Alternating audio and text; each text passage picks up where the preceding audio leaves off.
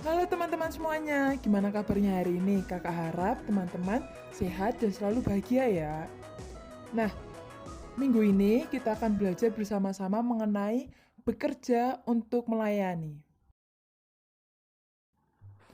Oke, sebelumnya kita belajar dulu nih, apa itu bekerja?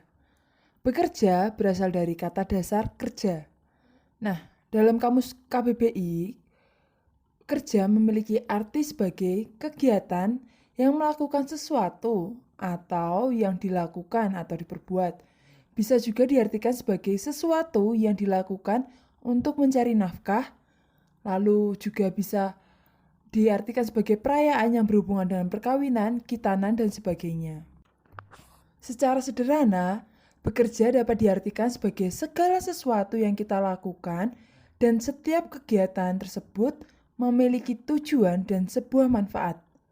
Contohnya adalah kita mengerjakan tugas sekolah untuk menyelesaikan tugas-tugas dan memberikan ilmu baru kepada kita. Lalu, ada pula orang yang bekerja demi mendapatkan penghasilan. Contohnya, bekerja sebagai seorang tani, lalu guru, profesi, jaksa, pramugari, pelayan restoran, YouTubers atau selebgram, atau pekerjaan lainnya. Ketika seseorang melakukan pekerjaan dalam artian sebuah profesi, mereka akan mendapatkan uang sebagai hasil dari bekerjanya, upah gitu. Nah, uangnya itu untuk apa sih? Kalau orang Jawa bilang, uangnya itu untuk memenuhi kebutuhan hidup berupa sandang, pangan, papan. Sandang itu pakaian, pangan itu makanan, dan papan adalah tempat tinggal.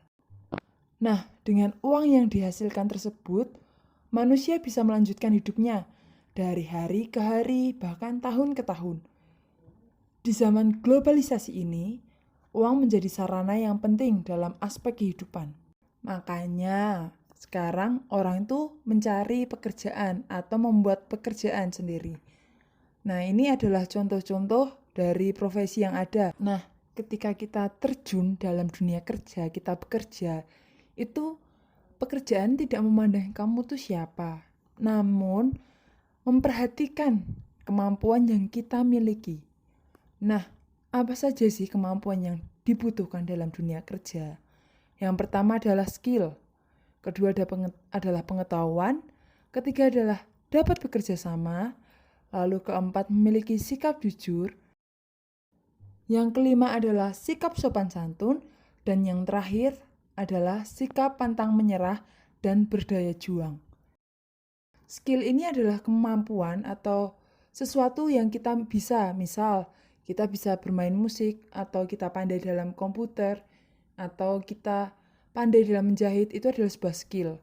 Lalu pengetahuan, apakah kita mempunyai pengetahuan yang baik atau luas tentang pekerjaan itu, di mana kita melamar pekerjaan itu atau membuat usaha itu sendiri. Lalu dapat bekerja sama. Bekerja sama ini diartikan ketika kita bekerja, kita memiliki rekan atau mempunyai teman dalam partner dalam bekerja. Nah, apakah kita mampu untuk menjalin relasi bekerja sama dengan partner itu sendiri? Sikap jujur. Ketika seseorang itu jujur dalam pekerjaannya, maka ia akan dipercayai. Berbeda dengan orang yang sudah berbohong sekali, maka kedepannya orang tersebut pun akan sulit untuk dipercayai dan sulit pula untuk diberi tanggung jawab. Lalu sopan santun, menghormati orang lain, lalu menjaga perasaan mereka, serta melakukan 5S itu loh, senyum, sapa, salam, seperti itu. Lalu, sikap pantang menyerah dan berdaya juang. Lapangan kerja atau lapangan itu menyukai orang yang memiliki daya juang tinggi. Jadi mau bekerja keras, lalu semangat, seperti itu. Tidak mudah putus asa. Oke, pertanyaan selanjutnya adalah, kenapa sih orang itu harus bekerja? Ada suatu cerita, ada seorang gadis berusia 22 tahun. Pada usia 22 tahun, orang itu layaknya sudah bekerja atau mungkin ada yang sudah berkeluarga. Namun, apa yang dilakukan oleh gadis itu? Gadis itu hanya di rumah saja dan tidak melakukan suatu pekerjaan. Lalu ada yang bertanya, kenapa kamu kok nggak bekerja layaknya teman-temanmu yang lain di luar sana?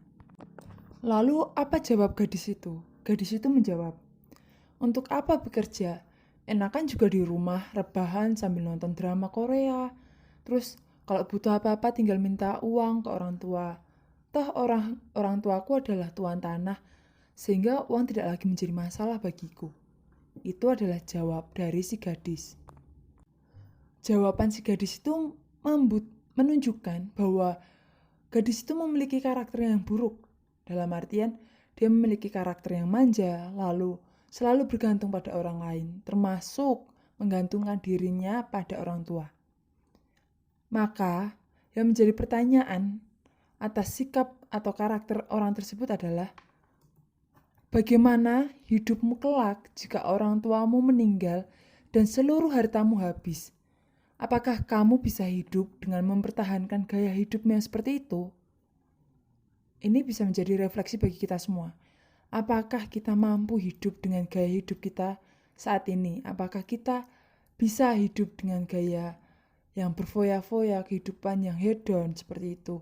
Padahal tidak selalu orang tua kita itu ada dan tidak selalu uang itu ada dan kita miliki. Setiap manusia tidaklah baik hidup dengan berpangku tangan atau mengandalkan orang lain saja dalam hidupnya. Manusia harus bisa mandiri, paling tidak untuk menghidupi dirinya sendiri mereka mampu. Nah, salah satu caranya untuk mandiri adalah dengan bekerja. Orang bijak pernah berkata, barang siapa tidak bekerja, ia tidak boleh makan dan tidak boleh mendapat upahnya. Bagaimana seseorang yang tidak bekerja namun boleh mendapat makan? Jika ingin makan, setidaknya lakukanlah pekerjaan yang menghasilkan. Contohnya, sebagai seorang pelajar nih ya, kita kan tidak berkewajiban untuk mencari nafkah. Tapi bukan berarti kita tidak boleh bekerja. Nah, kita bekerja dengan cara yang sederhana, misal membantu orang tua membersihkan rumah, ataupun melakukan kegiatan yang sekiranya bisa membantu orang tua agar pekerjaan orang tua itu menjadi lebih ringan seperti itu. Nah, kalau orang yang bukan pelajar nih ya, maksudnya udah lulus sekolah seperti itu, berarti kan mereka juga harus bekerja untuk bisa mendapatkan makan bagi diri mereka sendiri.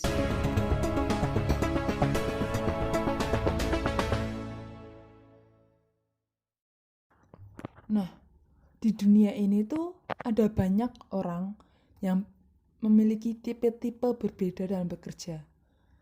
Di sini saya menuliskan 4 tipe orang bekerja ya.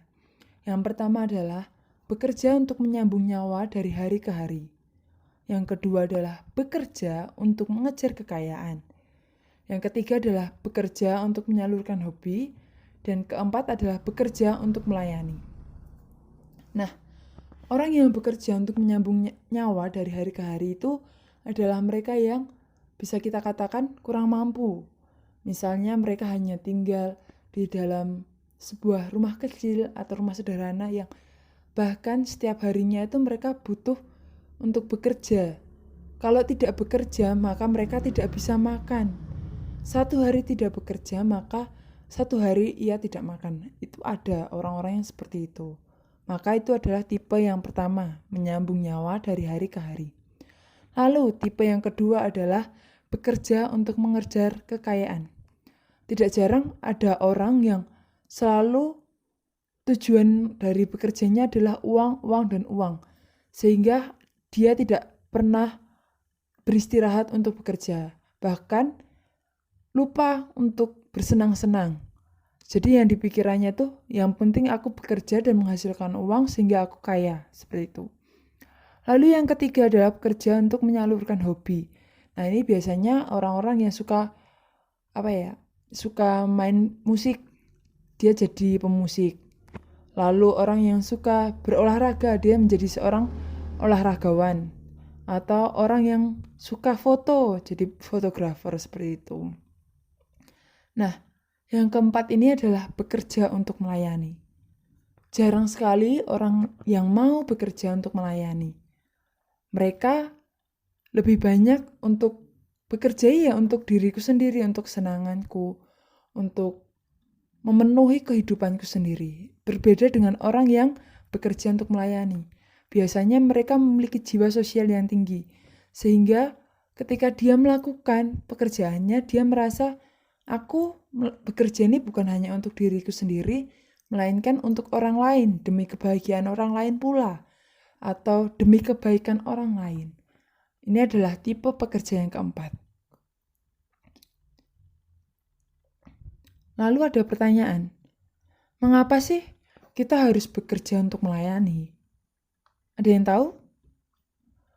Kenapa kita harus bekerja untuk melayani? Salah satunya adalah karena di dunia ini kita sudah terlalu banyak menerima hal dengan cuma-cuma. Kita dilahirkan tanpa kita minta. Kita diberi kasih sayang tanpa kita minta. Kita diberi hidup hingga detik ini pun tanpa kita minta. Kita diberi oksigen, kita diberi kebahagiaan, kita diberi keluarga, kita diberi teman, kita diberi penglihatan, kita bisa mendengar, kita bisa menghirup. Dan bahkan sampai detik ini jantung kita masih berdetak. Itu adalah sesuatu yang diberikan oleh Tuhan dengan cara yang cuma-cuma. Dan kita terima juga dengan cuma-cuma. Maka baiklah kalau kita juga melayani, bekerja dengan orang lain. Untuk orang lain itu juga memberikannya dengan cuma-cuma. Lalu alasan yang kedua adalah untuk membantu sesama. Karena di realita kehidupan ini banyak orang yang membutuhkan bantuan namun tidak ada yang membantu. Atau membutuhkan bantuan tapi tidak berani untuk meminta bantuan. Itu ada. Orang-orang yang bekerja untuk melayani, biasanya mereka lebih mendorong diri untuk hadir di tengah-tengah orang yang membutuhkan.